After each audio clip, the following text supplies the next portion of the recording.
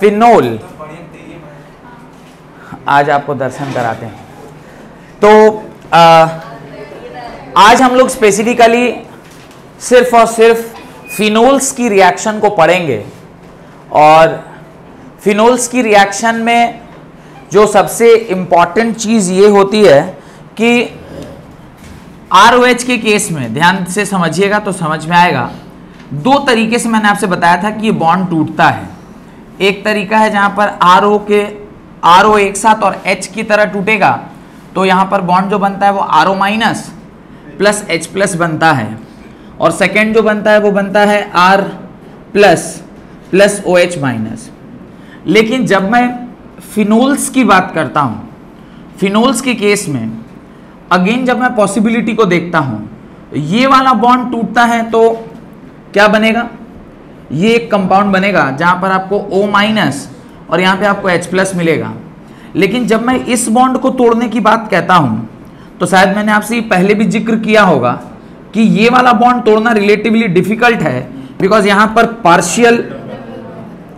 Partial double bond character develop होता है। Partial double bond character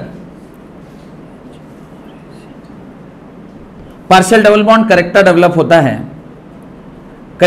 होता है, जिसकी वजह से ये बॉन्ड इतनी आसानी से नहीं टूटता, और चूंकि ये रिएक्शन आगे नहीं बढ़ती। एक्सेप्ट एक एग्जांपल जहां पे मैंने कहा होगा कि जिंक डस्ट जब आप डालते हैं इसके अंदर, तो ये इसको किस में कन्वर्ट कर देता है, बेंजीन में कन्वर्ट कर देता है। ये इसको किस में कन्वर्ट कर देता है, बेंजीन में कन्वर्ट कर देता है। ये रिएक्शन मैंने आपसे कहा भी होगा।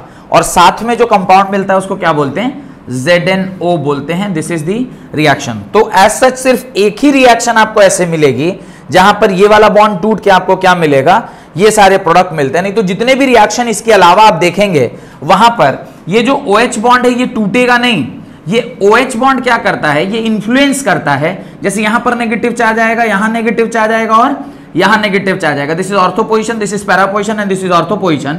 तो इलेक्ट्रोफाइल जो कोई भी सिस्टम में प्रेजेंट होगा वो यहां या यहां अपने आप को अटैक करके अपने आप को यहां पर जोड़ लेता है। तो आज की क्लास का जो हेडिंग है वो यही है, electrophilic aromatic substitution.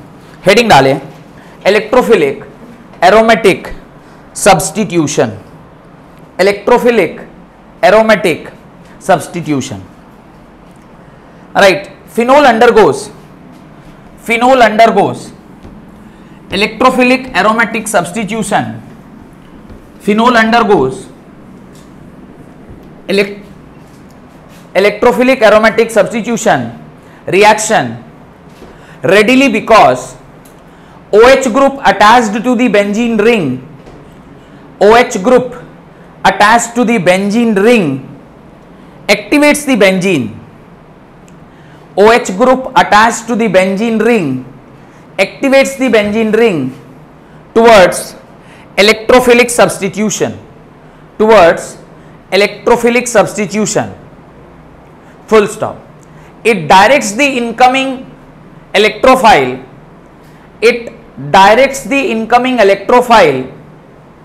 towards ortho and para position in the ring. It directs the incoming electrophilic group to ortho and para position in the ring as these positions are electron rich,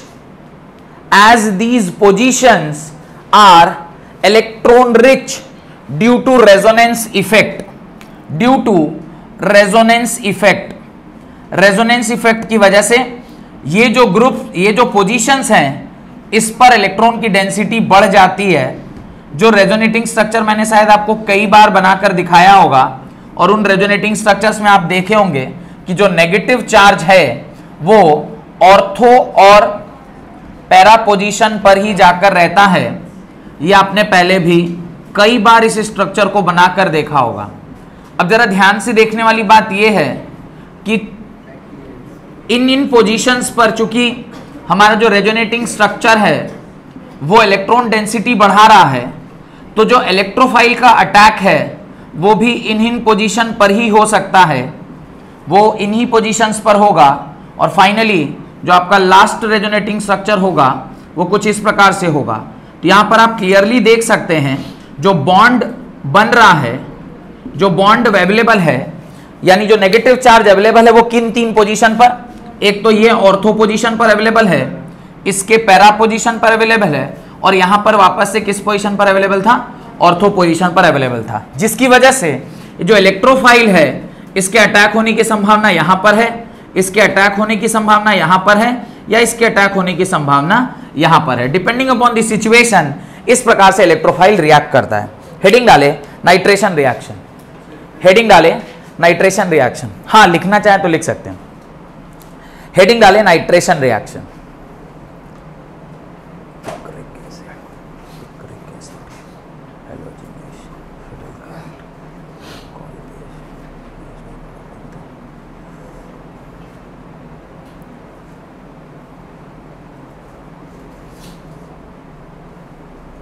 हो गया, ये लिख लिया सबने। चलिए अब देखिए nitration reaction. ऐसा नाइट्रेशन रिएक्शन आप पहली बार पढ़ नहीं रहे हैं, ये आपको मैंने पहले भी पढ़ाया हुआ है। Nitration reaction, sulphonation reaction, bromination reaction, halogenation reaction, याद है? जब पिछला चैप्टर पढ़ रहे थे वहां पे भी आपको पढ़ाया था, तो जल्दी जल्दी लिखते चलिए। नाइट्रेशन रिएक्शन के अंदर क्या होता है, ये आपका फिनोल ग्रुप है, इस पे आपने डाइल्यूट HNO3 ऐड किया। जैसे ही आप डाइल्यूट HNO3 ऐड करेंगे आपको दो प्रोडक्ट मिलेगा, एक मिलेगा OH, यहां पर NO2 लग रहा होगा, और साथ में एक और प्रोडक्ट मिलेगा जहां पर आपको यहां पर NO2 ग्रुप मिल रहा होगा। Obviously this is ortho position and this is para position. Ortho और पैरा पोजीशन में एज सच दोनों ही जो आपके प्रोडक्ट बन रहे हैं ये हाइड्रोजन बॉन्डिंग में जाएंगे। ये कौन से हाइड्रोजन बॉन्डिंग में जाएगा, intramolecular hydrogen bonding, and this will go under intermolecular hydrogen bonding. ये इंट्रा में जाएगा, ये इंटर में जाएगा। तो ये वाला जो हाइड्रोजन बॉन्डिंग होता है, अगर मैं इसके बीच में बात करूं कि कौन सा ज्यादा स्टेबल होगा, this will be more stable and this will be less stable, because ये इंटरमोलिकुलर हाइड्रोजन बॉन्डिंग में जाएगा तो इसकी वोलेटाइल होने की संभावना ज्यादा है, वेराइज इसके वोलेटाइल होने की संभावना कम है, यानी ये ज्यादा स्टेबल होगा और वो कम स्टेबल होगा। तो आपका जो मेजर प्रोडक्ट होता है इसके केस में, only in this case, this is major and this is minor because of the presence of hydrogen bonding, whereas बाकी सारे केसेस में नाइट्रो मतलब जो पैरा पोजीशन वाला होता है वो क्या होता है, मेजर होता है और ये माइनर होता है। Got it? सेकंड लिखिए, सेकंड रिएक्शन नाइट्रेशन के अंदर ही अगर आप क्या कर रहे हैं, सेम इसके अंदर कॉन्क HNO3 डाल दें। कॉन्क HNO3 मतलब कंसंट्रेटेड डाल देंगे, तो जो प्रोडक्ट मिलेगा that is a picric acid, that is a picric acid. Picric acid किसे कहते हैं, जहां जहां पॉसिबिलिटी है उस हर जगह आप क्या लगा दोगे, NO2 लगा दोगे, तो ये क्या बन जाता है, picric acid. This is called as picric acid. ये फॉर्मेशन ऑफ पिक्रिक एसिड भी इसे कहते हैं, दिस इज पिक्रिक एसिड। ये एक तरीका है पिक्रिक एसिड बनाने का। पिक्रिक एसिड का वो नाम लिख लीजिएगा, 2,4,6 ट्राई नाइट्रोफिनोल, 2,4,6 ट्राई नाइट्रोफिनोल। ये एक अच्छा एसिड है या बुरा एसिड है, क्वेश्चन मार्क। ये एक अच्छा एसिड है या बुरा एसिड है, यानी इसका एसिडिक स्ट्रेंथ अगर मैं फिनोल के साथ कंपेयर करूं या ऊपर जो दो प्रोडक्ट आपने बनाया उसके साथ कंपेयर करूं तो सबसे ज्यादा एसिडिक कौन होगा, ये वाला या ये वाला? ये वाला सबसे ज्यादा एसिडिक होगा। क्यों? Acidic strength is directly proportional to -I और -M इफेक्ट। तीन तीन ग्रुप ऐसे लगे हैं जो -I इफेक्ट या -M इफेक्ट वाले हैं, तो ये इसको सबसे ज्यादा एसिडिक बनाएगा। एक और तरीका होता है पिक्रिक एसिड बनाने का, लिखिए फिनोल में, ये मिटा दूं जो लिखा है, राइट। फिनोल में जब आप कंसंट्रेटेड H2SO4 डालते हैं, sulphonation reaction, right, sulphonation reaction, nitration reaction के नीचे लिखिए सल्फोनेशन रिएक्शन, हाँ नया हेडिंग सल्फोनेशन रिएक्शन। ये सब कुछ पढ़ा हुआ है, बस रिवाइज कर रहे हैं। सल्फोनेशन रिएक्शन, ये सल्फोनेशन रिएक्शन है जहां पे इसने आपने क्या डाला, कॉन्क H2SO4, और जो टेम्परेचर आप यूज कर रहे हैं दैट इज 373 केल्विन। ये टेम्परेचर पे जब आप डालेंगे यहां पे आपको क्या मिलता है, यहां पे आपको SO3H एज अ कंपाउंड मिलेगा। This is called as sulphonation reaction. यहां पे SO3H नहीं मिलेगा, यहां OH है जो दो पोजीशन है SO3H यहां भी लगेगा और SO3H यहां भी लगेगा, both position ortho and para position पे आपके SO3H लग जाएगा। आपको थोड़ा सा ये समझने आना चाहिए, कुछ रिएक्शन ऐसे हैं जहां पे सिर्फ ऑर्थो पर लग रहा है, कुछ रिएक्शन ऐसे हैं जहां पे सिर्फ पैरा पर लग रहा है, कुछ रिएक्शन ऐसे हैं जहां पे ऑर्थो और पैरा पे लग रहा है, कुछ रिएक्शन है जैसे ऑर्थो पैरा और वापस से ऑर्थो पर भी लग रहा है। तो ये थोड़ा ध्यान देने वाली बात है कि किस वाले केस में किस प्रकार से रिएक्शन होती है। अब जब आप ये जो सल्फोनेशन रिएक्शन हुआ है जहां पे आपने SO3H को ऐड किया है, SO3H को ऐड किया है, इसमें जब आप वापस से कॉन्क HNO3 डाल दीजिएगा, कॉन्क HNO3 डाल दीजिएगा विथ हीट, ये इसको क्या कर देगा, डीसल्फोनेशन करेगा और डीसल्फोनेशन करके इसमें क्या बना देगा, वापस से क्या बना देता है, पिक्रिक एसिड, वापस से क्या बना देता है, पिक्रिक एसिड। तो याद रखिएगा दो तरीके होते हैं पिक्रिक एसिड बनाने के, एक डायरेक्ट मेथड और एक सल्फोनिक एसिड बनाकर एंड फिर आप उससे क्या बना सकते हैं, पिक्रिक एसिड बना सकते हैं। तो there are two method of formation of picric acid. दोनों ही मेथड बहुत ही आसान मेथड है। एक में आपने क्या किया, पहले आपने फिनोल 2,4 डाइसल्फोनिक एसिड बनाया, उसमें आपने कंसंट्रेटेड HNO3 डालकर हीट दिया, तो ये भी क्या बना दिया, पिक्रिक एसिड। और डायरेक्टली एक बार फिनोल में आपने क्या डाल दिया, कंसंट्रेटेड HNO3, तो डायरेक्टली भी पिक्रिक एसिड बन सकता है। There are two methods by which you can prepare picric acid. Third लिखें हेलोजिनेशन रिएक्शन, थर्ड लिखें हेलोजिनेशन रिएक्शन।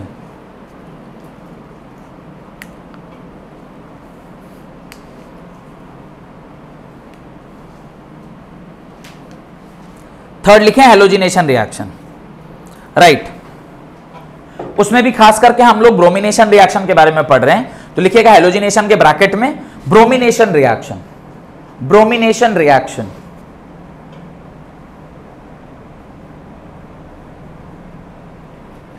देखिए फिनोल की रिएक्शन, फिनोल की रिएक्शन दो अलग अलग तरीके से आप ब्रोमीन के प्रेजेंस में करते हैं और दो अलग अलग प्रोडक्ट आपको मिलता है। क्या क्या प्रोडक्ट मिल रहे हैं, ध्यान से देखिएगा तो समझ में आएगा।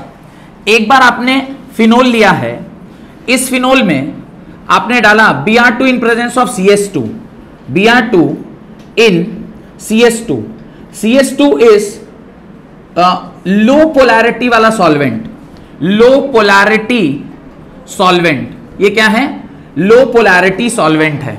Br2 जब आप डालेंगे तो यहां पे इस प्रकार का एक प्रोडक्ट मिलेगा, this is OH and this is Br, साथ में एक और प्रोडक्ट क्या मिलेगा, this is OH and this is Br, this is major product and this is minor product, this is major product and this is minor product. एक ये है।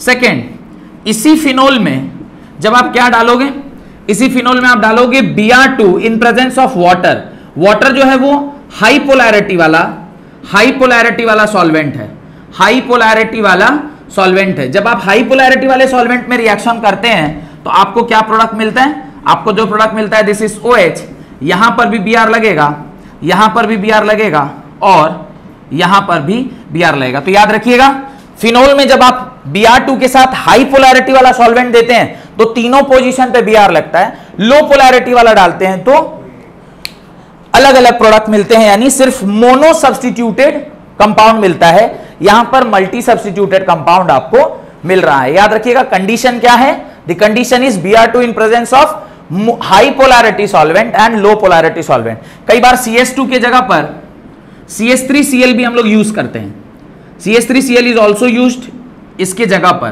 तो और डाल के भी लिख लीजिएगा, कई बार ये भी हम लोग यूज करते हैं। लिख लिया, हेडिंग डालें फिडिलक्राफ्ट एल्काइलेशन रिएक्शन।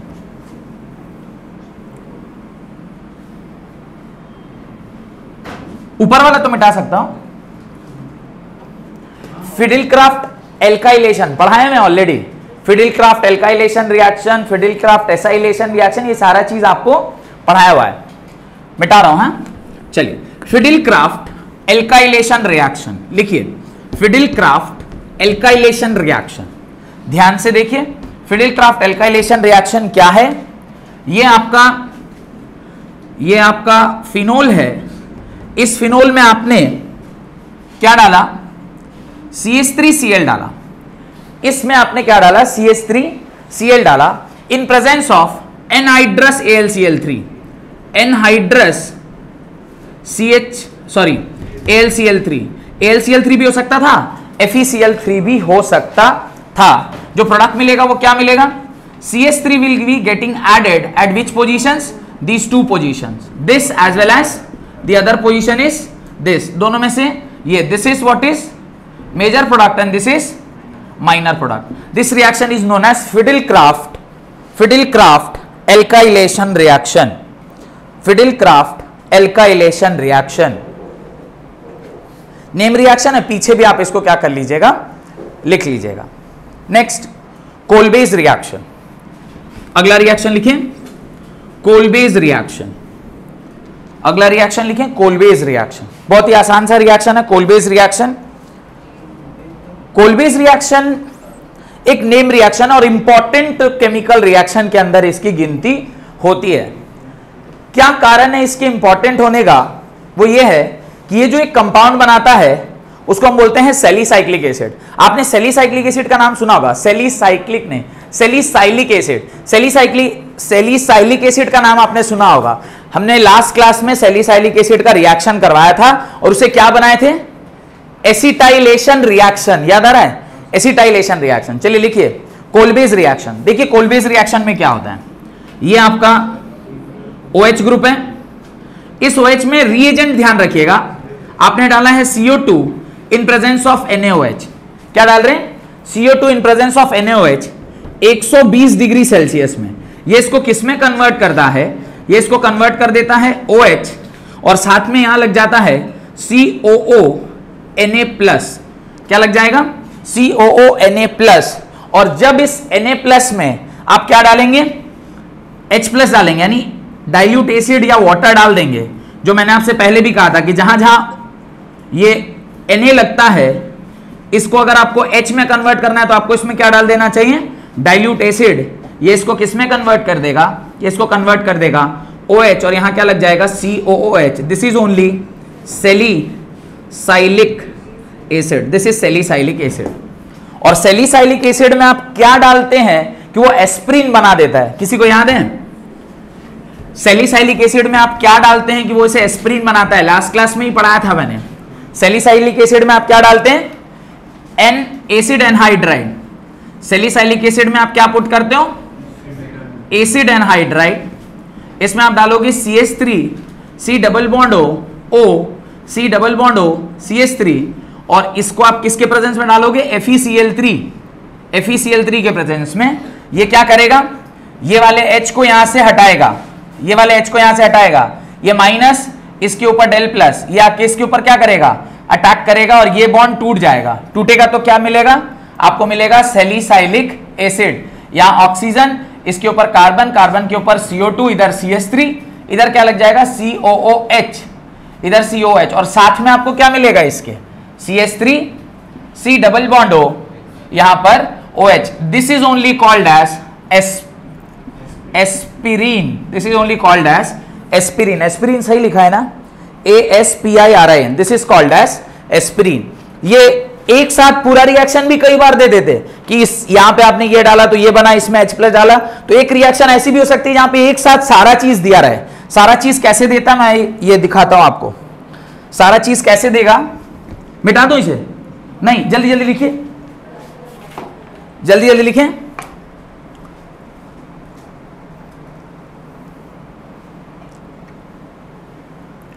लास्ट रिएक्शन है रिमर ट्रिमर रिएक्शन, आज की क्लास खत्म हो जाएगी, जल्दी जल्दी लिखिए। Reimer Tiemann reaction, Reimer Tiemann reaction बड़ा इंपॉर्टेंट रिएक्शन है क्योंकि इसका जो इंटरमीडिएट है डाइक्लोरोकार्बिन वो काफी इंपॉर्टेंट है। तो मिटाऊं इसे, हाँ लिखिए लिखिए।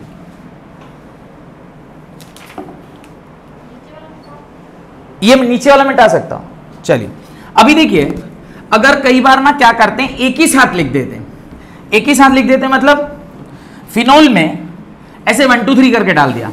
सबसे पहले आपने डाला CO2 in presence of NaOH, second आपने किया एसिड या H2O, थर्ड आपने डाला CH3, ऐसे नहीं लिखते, CH3 CO whole twice oxygen in presence of in FeCl3, तीनों को एक साथ लिख दिया, डायरेक्टली जो प्रोडक्ट बनेगा वो क्या बन जाएगा, सीधे एस्प्रिन बनेगा। डायरेक्टली क्या बन जाएगा, एस्प्रिन।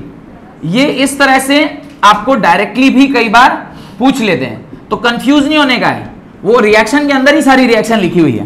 पहले आप CO2NaOH डालोगे तो क्या मिलेगा, यहां पे क्या लग जाएगा, CONA, फिर उस Na को H+ डालेंगे तो Na हट के क्या लग जाएगा, H, जो ऑलरेडी यहां बना हुआ है, दैट इज सैलिसाइक्लिक एसिड, और इसमें फिर आप ये लास्ट वाला चीज डालोगे तो क्या मिलेगा, aspirin in presence of CH3OH। लिखे next reaction, Reimer Tiemann reaction, REIMERTIEMANN,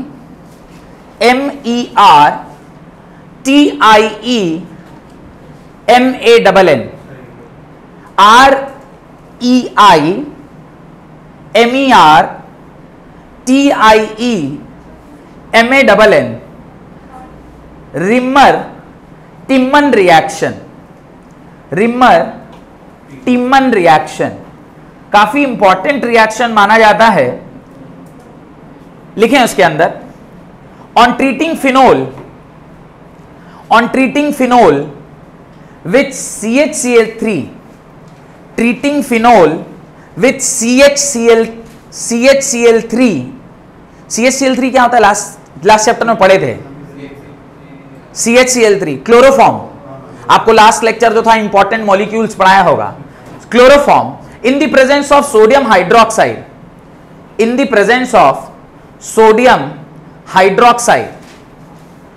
hydroxide, a CHO group on treating phenol with CHCl3 in the presence of sodium hydroxide,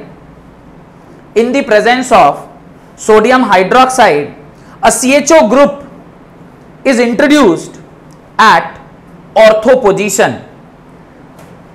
CHO group is introduced at ortho position of benzene ring. This reaction is called Remer-Timman reaction. This reaction is called Remer-Timman reaction. This reaction is called Remer-Timman reaction. Kolbe's reaction का importance अगर कोई आपसे पूछेगा तो क्या answer दीजिएगा, what is the importance of Kolbe's reaction, it adds carboxylic acid at ortho position.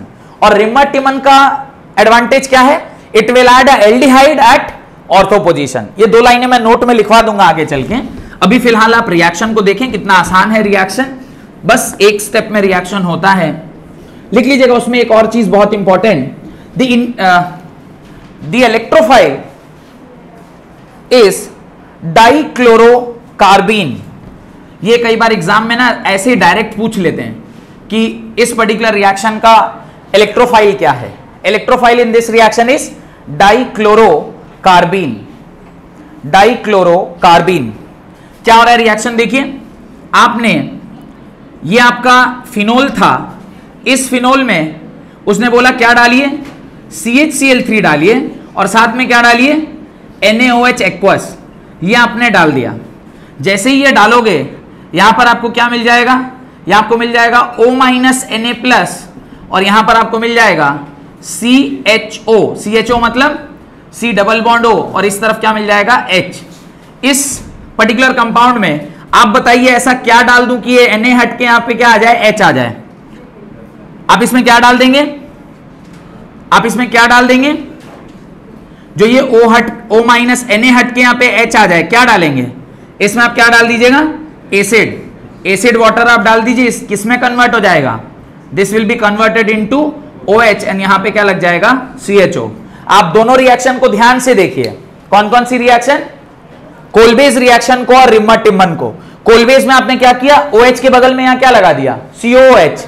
इस reaction में OH के बगल में यहां क्या लग गया, एल्डिहाइड। ये ही इस दोनों रिएक्शन की बहुत खास बात होती है। लिख लीजिए, नोट डालकर लिखें, from the above two reaction is used, the above two reaction is used to convert a phenol, the above two reaction is used to convert a phenol into, the above two reaction is used to convert phenol into, point number 1, in Kolbe's reaction, phenol is converted to salicylic acid. In Kolbe's reaction, phenol is converted to salicylic acid, that is COOH group, that is COOH group is introduced at ortho position.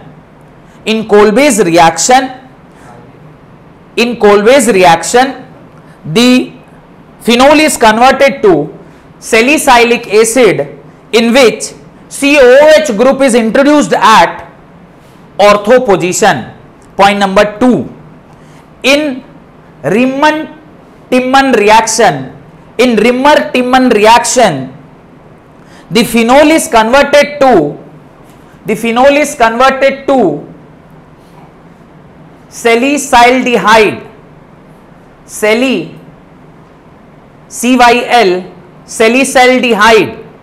salicyldehyde, in which the CHO group is introduced at ortho position. The CHO group यानी aldehyde group is attached at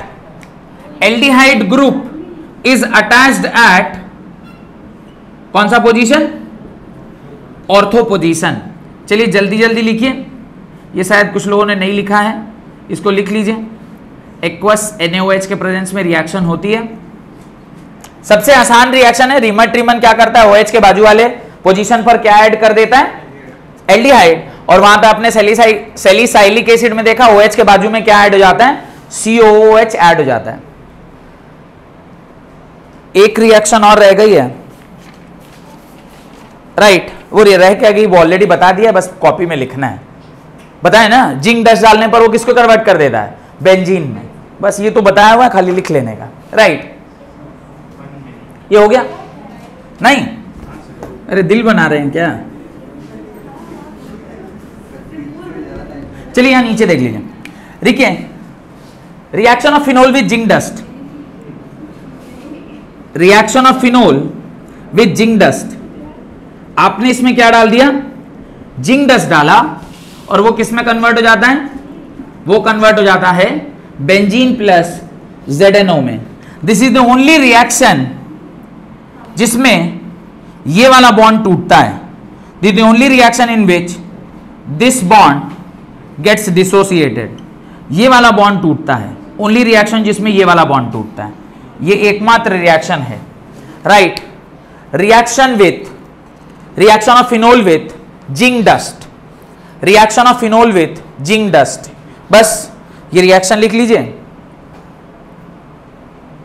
ये reaction लिख लीजिए. काफी आसान सा reaction है. तो याद क्या रखना है? जैसे ही आपको जिंक डस्ट दिखाई दे, मतलब वो किसमें उसको कन्वर्ट कर देगा? बेंजीन में. वो उसको किसमें कन्वर्ट कर देगा?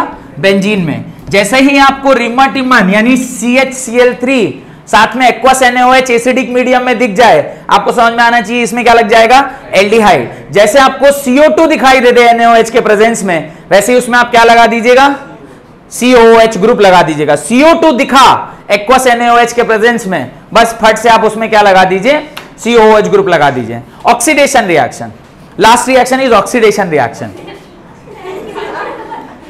ऑक्सीडेशन रिएक्शन लिखिए. ऑक्सीडेशन रिएक्शन, बेंजोक्यूनोन बनता है इसके अंदर. लिखिए बेंजोक्यूनोन, BENZO. बेंजो तो बताया होगा. बेंजो ग्रुप कब लगता है? Benzo, right. BENZO QUINONE. इसका भी रिएजेंट बड़ा ही खास है. आपने ऑक्सीडाइजिंग एजेंट का नाम सुना होगा, Na2Cr2O7. इसको जब आप H2SO4 के प्रेजेंस में डालेंगे, ये क्या कर देता है? ये बेंजोक्यूनोन बना देता है. This is benzoquinone, this is benzoquinone along with water, साथ में आपको क्या मिलता है, पानी मिलता है। This is benzoquinone along with water.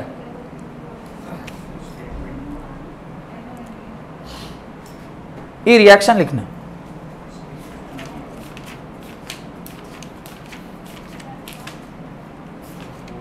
लिख लिया सबने? ये बहुत ही सरल है। ये क्या है, ये बहुत ही स्ट्रॉन्ग K2Cr2O7 के जगह पे आपने क्या लिया, Na2Cr2, very strong oxidising agent, और एसिड के प्रेजेंस में रिएक्शन कराया तो आपको क्या मिला, बेंजोक्यूनोन साथ में पानी। यहां पे आपका रिएक्शन ऑफ फिनोल समाप्त हुआ। अगले क्लास में हम लोग ईथर और उसके आगे की कहानी पढ़ेंगे। बहुत बहुत धन्यवाद आज की क्लास अटेंड करने के लिए।